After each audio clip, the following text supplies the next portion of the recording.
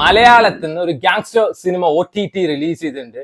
Abram ഖുറൈസി അബ്രാമിന്റെ ഒക്കെ മോളിൽ നിൽക്കുന്ന ഡോണിന്റെ കഥ. അവതാരപ്പറവികളുടെ സകല രൗദ്രഭാവം ആവാഹിച്ച മൂർത്തിയുടെ പേര് ഡോൺ 916 കുഞ്ഞുട്ടൻ. കാണ്, ആമസോൺ പ്രൈമിൽ അവൈലബിൾ ആണ്. സോ എമ്പുരാനിൽ അല്ലെങ്കിൽ ലൂസിഫറിൽ നമ്മുടെ ലാലേട്ടന്റെ റൈറ്റ് ഹാൻഡ് ആയിട്ട് പൃഥ്വിരാജ് ഉള്ള പോലെ ഇതിലൊരു ക്യാരക്ടർ ഉണ്ട്, ഗൗതം അഥവാ രുദ്ര. സോ പൃഥ്വിരാജ് L3 എടുക്കുകയെന്ന് വെച്ചാൽ ഈ സിനിമ റെഫറൻസ് ആയി വെക്കണമെന്ന് ഞാൻ പറഞ്ഞു. ഇതിന്റെ സെക്കൻഡ് ഹാഫ് ഒക്കെ രോമാഞ്ച കുങ്കുമം മണി കാണിച്ചു തരും, അജാതി സാധനമാണ്.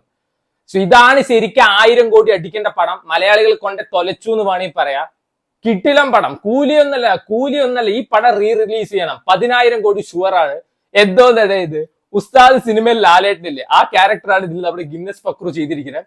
സോ നാട്ടിൽ വളരെ മാന്യനായിട്ട് കൃഷിയൊക്കെ നടത്തി ഇവിടെ തബലയ്ക്ക് പകരം വേറെ എന്തൊക്കെയോ വായിച്ച് നടക്കുന്നു. മറ്റേ ഇന്റർനാഷണൽ ലെവലിലാണ് വെച്ച് വലിയൊരു ഡോൺ വേറെ സാധാരണ അബ്രാം ഖുറൈസി അബ്രാമിന്റെ മുകളിൽ നിൽക്കുന്ന ഡോൺ.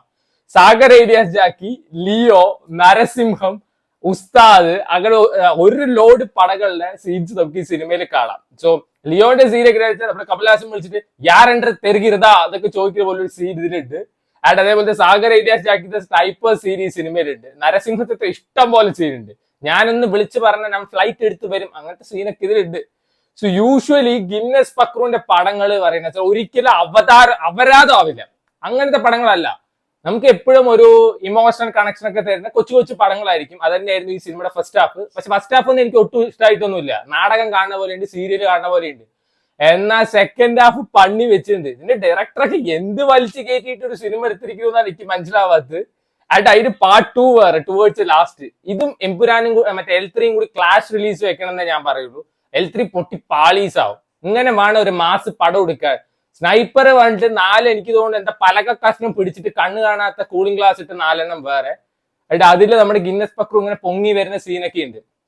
ആമസോൺ പ്രൈമിനൊക്കെ കണ്ണ് എവിടെയാണെന്ന് എനിക്ക് മനസ്സിലാവാത്തത്.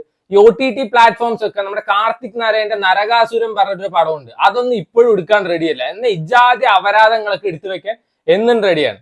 ഇതിൽ ഏറ്റവും വലിയൊരു കോപാളിത്തര ടിനി ടോമിന്റെ ഒരു ക്യാരക്ടറാണ്. ബലൈക്കോട്ടെ വാലിബല് ലാലേട്ടന് കൊടുത്ത പോലെ തിയേറ്റർ കുലുങ്ങിനെ പോലെ ഒരു ഇൻട്രോ കൊടുത്തിട്ടുണ്ട്. അവനെ ഞാൻ വിളിച്ചു കഴിഞ്ഞാൽ അവൻ വരും, അവൻ വന്ന സംഹാര താണ്ഡവ ആടും പറഞ്ഞിട്ട് അവിടെ പോയി നോക്കുമ്പോ ആള് 6 മാസം മുമ്പ് തട്ടിപ്പോയി ഇത്ര. അതിന് വേണ്ടിയിട്ട് ഒരു കപ്പട വിഗും ഒരു വെള്ളക്കള താടി 2 എടുത്ത് തൂക്കണ ബിൽഡപ്പ് വേറെ.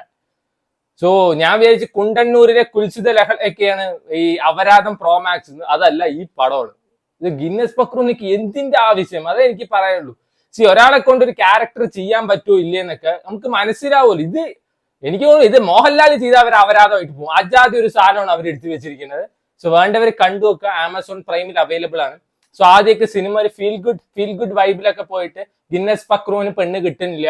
സോ ആ ഒരു വൈബ് തന്നെയാണ് എല്ലാ പടത്തിലും ഇതേപോലെ തന്നെ. ഗിന്നസ് പക്രുവിന് കല്യാണം നടക്കുന്നില്ല, അപ്പൊ ഏതെങ്കിലും ഒരു കൊച്ചു വരും. പിന്നെ അതിന്റെ ഇടയിലാണ് അണ്ണൻ ഉസ്താദ് കളിക്കുന്നുണ്ട്, ഖുറൈസി അബ്രാം കളിക്കുന്നുണ്ട്, സാഗർ ഏലിയാസ് ജാക്കി കളിക്കുന്നുണ്ട് എന്നൊക്കെ പറഞ്ഞിട്ട്.